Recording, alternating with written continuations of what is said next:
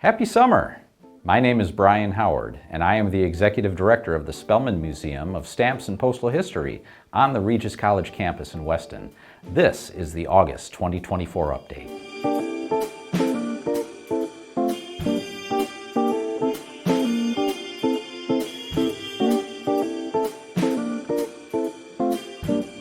The museum has received a major donation of Vermont postal history and Civil War patriotic covers.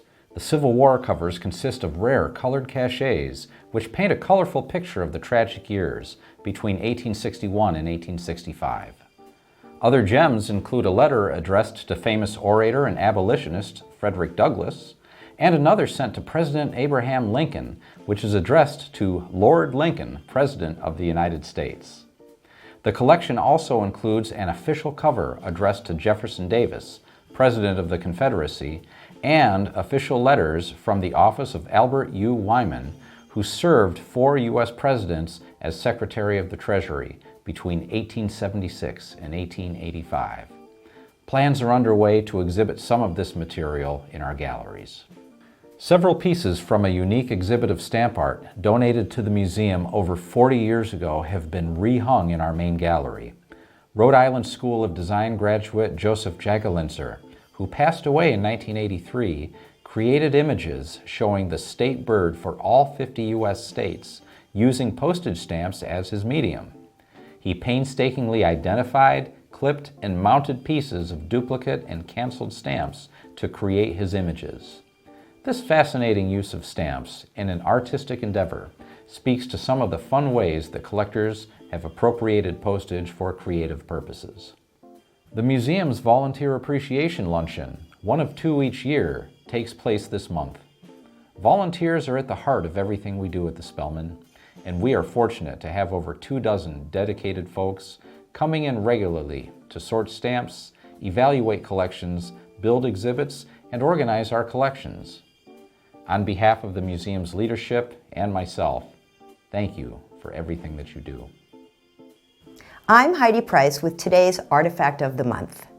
Branding is everywhere these days, and our friends at the USPS were certainly pioneers in visual representation of their brand.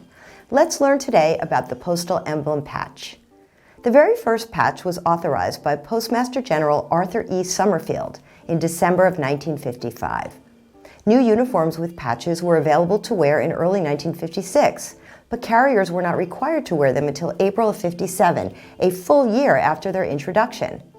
The 3-inch circular patches with the backward horse and rider were to be worn on the left sleeves of uniform shirts and coats. The USPS had a personnel handbook with actual construction details, emblem placement, composition, cotton, wool, size, location, and even the stitching patterns to affix to the uniforms. In February of 1965, the direction of the horse and rider was flipped to face forward, and the center background was changed to blue. In 1970, the Postal Reorganization Act was signed. This abolished the Post Office Department, which was part of the President's cabinet, and created the United States Postal Service as we know it today, an independent government agency.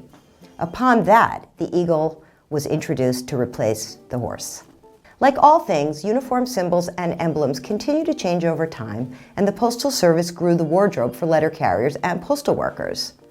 Big things happened in 1995. The sonic eagle was introduced, described as an eagle's head and beak leaning into the wind. The patch was square and canted slightly to the right to further the look of movement.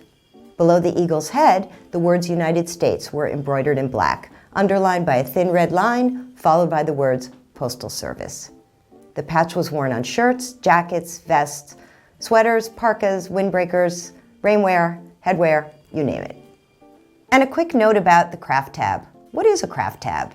In the 1960s, a crescent-shaped maroon tab embroidered in white with the words letter carrier was added above the emblem patch. It was called a craft tab because it denoted the employee's position or their actual craft. Uniforms have always been a means of visual identification, and it's clear the U.S. Postal Service realized the importance of branding their team in the earliest days of their existence. Please visit the Spellman to see our array of emblems and patches. They are really quite beautiful. We're closing today with Spellman Museum trustee Norm Shufrin. Norm is a Boston native who lives in Framingham with his wife Sandy. He's the president of the Waltham Stamp Club, which meets at the museum 2 times each month. Norm, welcome to the update. Thank you, Brian. It's nice to be here. All right. First question, what is your background and how did you get involved in stamp collecting? Actually, my background is not in stamps. I started collecting coins when I was younger and was also engaged in youth soccer. And I was looking for something else. And a friend of mine who was a collector said, you know, there's a club around that you might be interested in joining, and that's stamps. And I said, well, I don't know anything about it, but I'd be happy to look into it. And that's how I get started. All right. So how long have you been involved with the Spellman Museum, and how did you get to know about us? Okay. I've been involved with the Spellman Museum for about 25 years, mostly as a volunteer initially, and then most recently as a trustee for about the last 20 years. Okay. That's quite a run as a trustee. Oh, yeah. So, Yes. Yeah. All right. And most of the time, our interactions have to do with our partner organization and the one that you run, the Waltham Stamp Club. You meet at the museum a couple times a month. Seems like you have a pretty good size membership and good attendance. Can you tell me a little bit more about the Stamp Club, its history, background, and its activities? So first of all, the club was formed in 1951. Since that time, it has evolved to where we are now, where we now have something in the order of 110 members. And of those 110 members, we generally get attendance at our meetings of anywhere from 30 to 40, 45 people. In terms of what we do, I would invite people to look at our website, www.walthamstampclub.org, and there are many things that are on there in terms of our activities, our programs, and so forth. We also run the second largest stamp show in New England, Walpex, which will be occurring this October. Oh, yeah. We have guest speakers at our meetings. In addition, we have auctions, and we have facilitated workshops to engage with people in our membership as to some things that are on their minds where we need somebody to kind of broker what we recommend doing for certain problems. Our membership is very active. We work well together, unlike many clubs where club may be successful based on a few people. Yeah. We have many people that work to make the club work. Also, more than 20 of our members are actually volunteers at the Spellman Museum. Sure. And that's gratifying to see that.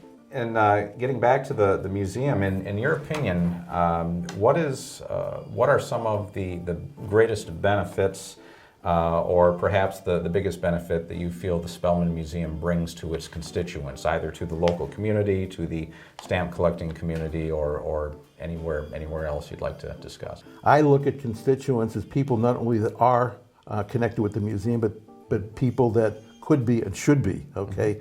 And so the museum caters to young people, older people, people that are familiar with the hobby, or people that are totally unfamiliar. In terms of what the museum brings to the community, first of all, I look at what I call outreach, okay? So the museum creates programs and opportunities for people to come to the museum for all kinds of interesting programs. In addition to everything that's in the museum, with the exhibits and so forth, the museum reaches out also. And so the museum connects with, for example, the Postal Service by virtue of some what we call first day ceremonies that the museum was engaged in.